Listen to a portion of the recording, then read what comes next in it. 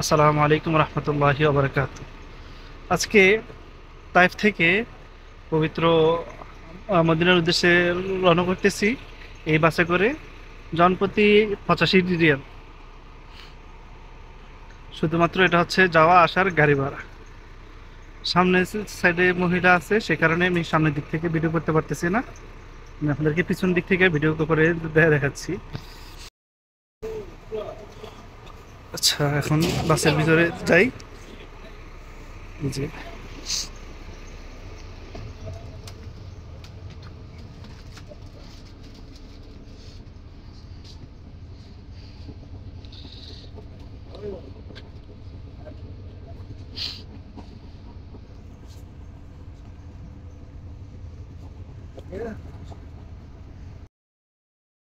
রাস্তার পরিবেশ নেই আর কোন সাইডে গেলি ওই সাইডে।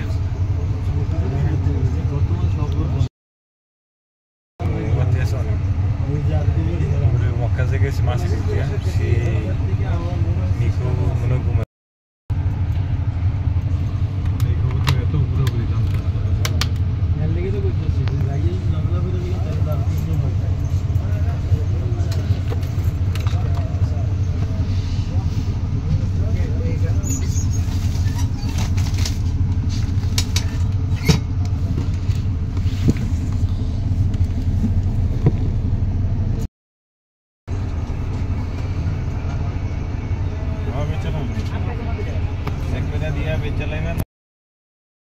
এই যে গাড়ির সিট একবারে শক্ত।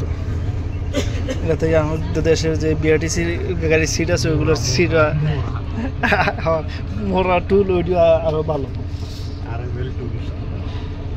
যে সিট একবারে শক্ত, বইয়ে কোনো আরাম নাই।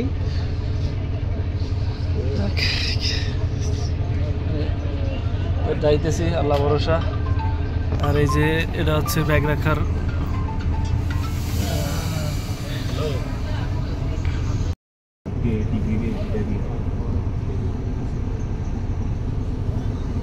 সাইডটা যদি পিকচার ঠিক মতো চলে তো টান দিলাম, আশা করছি। পরে সমস্যা হলে আর কোনো কিছু করার নেই। মিডিয়াম সময় শর্টে নষ্ট হয়ে যাবে লবলে। আমাদের বাস রাত 9টার দিকে ছাড়ার কথা থাকলো, সেই বাস ছাড়তে ছাড়তে প্রায় 10:30 বেজে গেছে। প্রথমত ভ্রমণের দোয়া পাঠ করে নিই। বিসমিল্লাহির রহমানির রহিম। সুবহানাল্লাযী সাখখারা লানা হাযা ওয়া মা কুন্না লাহু মুকরিনিন ওয়া ইন্না ইলা রাব্বিনা লামুনকালিবুন। তার থেকে ছেড়ে আমাদের গাড়ি সামনে কিছুক্ষণের জন্য বিরতি দিয়েছিল আরো কিছু লোক নেওয়ার জন্য। তাদেরকে নিয়ে আমরা প্রায় 11টার দিকে মদিনার উদ্দেশ্যে রওনা দিই। রাত্র হওয়ার কারণে আপনাদেরকে ভিডিওতে তেমন কিছুই দেখাতে পারলাম না, চারপাশের রাস্তার ভিডিও। যদিও মদিনা যাওয়ার পথে রাস্তার খুব চমৎকার দৃশ্য দেখা যায়। যদি আপনারা সেরকম দৃশ্য উপভোগ করতে চান তাহলে আমার ডিসক্রিপশন বক্সে অবশ্যই একটা লিঙ্ক দেওয়া থাকবে। আপনারা সেই লিঙ্কে ক্লিক করে আরেকটা ভিডিও দেখে আসতে পারেন। সেখানে আমি বুলেট ট্রেনে যখন ভ্রমণ করেছিলাম তখন সেই মদিনার রাস্তা তুলে ধরেছিলাম। মহান আল্লাহ তাআলার অশেষ রহমতে আমরা ফজরের নামাজ এসে মসজিদুল কুবায় ফজর আদায় করি। তারপর এখান থেকে আমাদেরকে নিয়ে যাওয়া হয় মসজিদে নববীতে। মসজিদে নববীতে আমাদেরকে সেখানে নিয়ে আমাদের যার যার মতো করে আমাদেরকে টাইম দিয়ে দেওয়া হয়। রাত 9:30টার দিকে সবাই যেন আমরা গাড়ি এখানে উপস্থিত থাকি।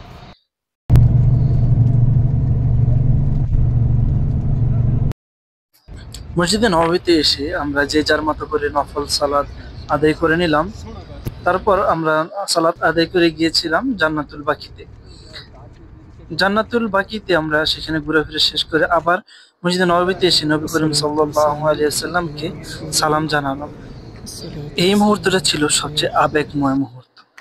তারপর সেখান থেকে আমরা বের হয়ে মসজিদে নববীর আশেপাশে একটু ঘোরাফেরা করে তারপর আমরা একটি হোটেলে রেস্ট নেওয়ার জন্য চলে যাই। যদিও হোটেলটি ছিল খুবই সস্তা, সে কারণে হোটেলের কোনো ভিডিও আমি করি নাই। সেখানে আমরা 5 বেডওয়ালা একটি রুম নিয়েছিলাম, এই যে মসজিদে বেরলের পাশেই 5 রুমের একটি বেড নিয়েছিলাম মাত্র 40 রিয়ালে একদিনের জন্য। সারাদিন ঘোরাঘুরি শেষ করে যাওয়ার পথে এই যে খেজুর দেখতে পেয়েছিলাম 5 টাকায় কেজি, 2 কেজি নিয়েছিলাম। তো এগুলো মোটামুটি ছিল ভালো। আমরা কেনাকাটা শেষ করে আমরা চলে আসি মসজিদে নববীতে মাগরিবের আগ মুহূর্তে। তখন আমরা আমাদের হোটেল ছেড়ে দিয়েছিলাম, কেননা আমাদের আর হোটেলের প্রয়োজন ছিল না। হোটেল ছেড়ে এসে আমরা মাগরিব নামাজ পড়লাম। মাগরিবের পর একটু ঘোরাঘুরি করে এশার আগে আমরা এশার নামাজের জন্য মসজিদের ভিতর প্রবেশ করি। এশার পর আমরা নবী করিম সাল্লাল্লাহু আলাইহি সাল্লামকে আবারও সালাম জানানোর উদ্দেশ্যে প্রবেশ করি। So let's start the اللهم صل على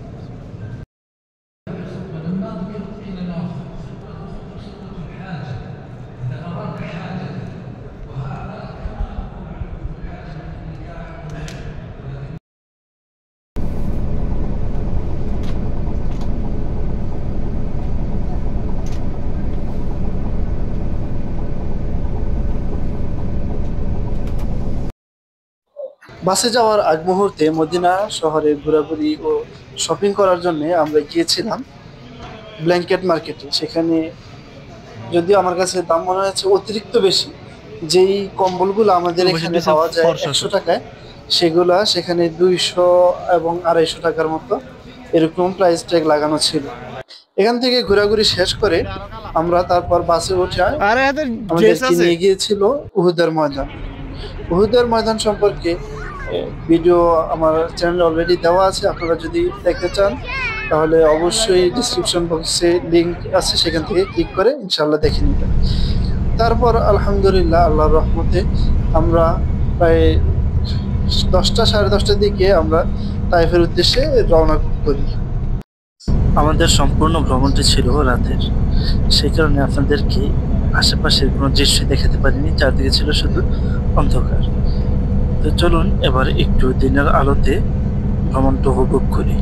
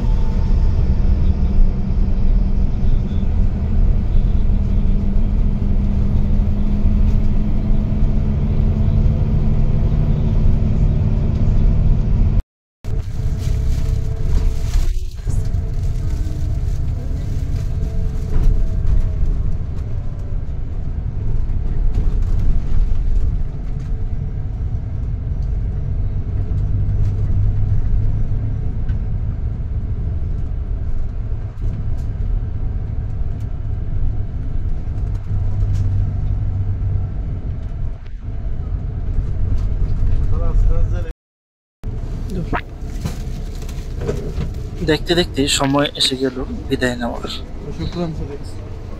আমরা নেমে গেলাম আমাদের গন্তব্যস্থলে। তা আপনাদের কাছে কেমন লাগলো ভিডিওটি তা অবশ্যই আমাদেরকে জানাবেন। ইনশাআল্লাহ পরবর্তীতে দেখা হবে। আল্লাহ হাফেজ, আসসালামু আলাইকুম।